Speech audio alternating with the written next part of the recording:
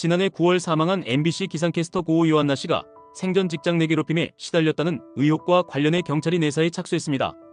앞서 지난 2021년 MBC에 입사한 오 씨는 지난해 9월 갑작스럽게 세상을 떠났습니다. 유명을 달리한 지 약 3개월 뒤인 지난달 27일 한 언론을 통해 27장 분량의 오 씨 유서가 공개되면서 직장 내 괴롭힘 의혹이 불거졌습니다.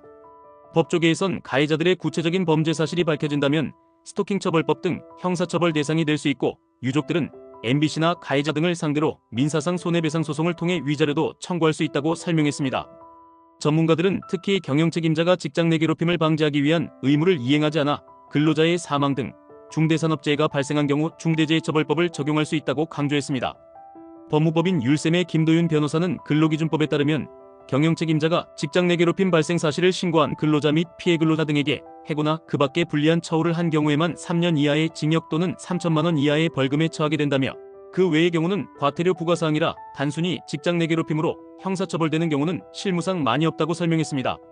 그러면서 다만 오 씨를 괴롭힌 가해자들의 경우 구체적인 범죄 사실이 밝혀진다면 개별적인 형사처벌의 대상이 되거나 스토킹 처벌법의 대상이 될 수 있고, 유족들은 가해자나 MBC 등을 상대로 민사적인 손해배상 소송을 통하여 위자료도 청구할 수 있다며, 또한 직장 내 괴롭힘 등을 방지하기 위한 의무를 이행하지 않는 등 경영책임자가 안전 및 보건 확보 의무를 위반해 근로자의 사망 등 중대산업재해가 발생한 경우에는 중대재해처벌법이 적용될 가능성이 있다고 전했습니다.